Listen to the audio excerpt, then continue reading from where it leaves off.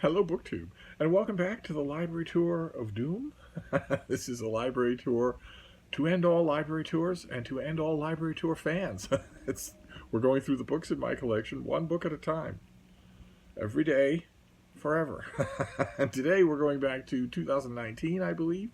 A beautiful, big, oversized book made by National Geographic, so you know that it will be not only accurate, but visually stunning. And it is. This is the Visual Galaxy, a big book that they made that shows you the relative sizes and spaces of everything in existence, which is kind of incredible and necessary when you're thinking about astronomical phenomenon. So this has everything laid out for a spiral galaxy in the Milky Way, for different stars and the kinds of stars, full page illustrations that really survive the gap between the bindings fairly well. Artist conceptions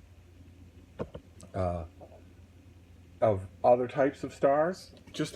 Those of you who remember the old Time Life books, they did one on the universe once years and years ago that was just a feast.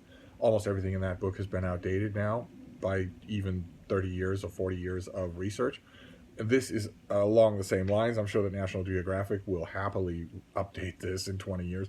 The section on supernovae has one of the book's many fold-out pages to really convey the size and the cataclysmic power of what's going on here. The chapters go all the way to the planetary size. They tell you about different planetary features, atmospheres, seismic features, that sort of thing. There's a whole section on the moon, which is the most visited section of the book by me, but lots of other things as well. And the book sort of comes down to the micro by examining the worlds of this one solar system in this one galaxy in great detail towards the end of the book. And it's terrific fun. I am an astronomy junkie. I'm a NASA fan, and I just love books like this. And this is the best one that I've ever seen. Like I said, the research will outdate it in time, but in the meantime, I gobble up books like this. There's one that's coming up, I believe, in the autumn maybe, or the late summer. I think it's called Fire and Ice, which of course I would not have agreed with. I would call a moratorium to any title called Fire and Ice. I think it might be called that. I'll keep you updated on it, but it's a forthcoming book. I haven't actually seen it yet, so I don't know if it's any good. About volcanoes all throughout this solar system. Not just the big ones on Earth, but the big ones everywhere else that we know about and how they behave. And it's going to be right along the same lines as something as pretty and informative as this thing. I imagine I'll be consulting this when it comes time to review that book. But in the meantime, that's your library tour of doom for today. A nice big oversized astronomy book. Those of you who are into that sort of thing, you're not going to find a better example than this. And it's just, of course, because it's National Geographic, it's illustrated all throughout. Just beautifully. What have we got here? What did I open for?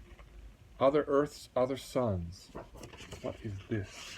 This artist's conception shows a planet outside our solar system as seen from its moon, and a binary star system lighting it up. Although the first exoplanet wasn't discovered until the end of the 20th century, advances in detection technology have allowed us to find thousands of bodies orbiting their stars. So you Star Wars fans who remember the planet Tatooine, there is one. There is a planet orbiting a binary star system.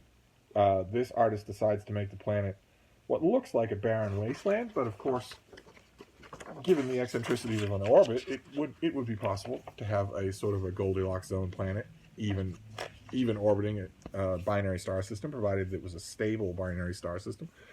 That sort of thing, I just love.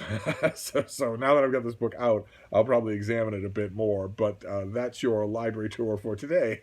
So thank you, BookTube. We'll reconvene tomorrow.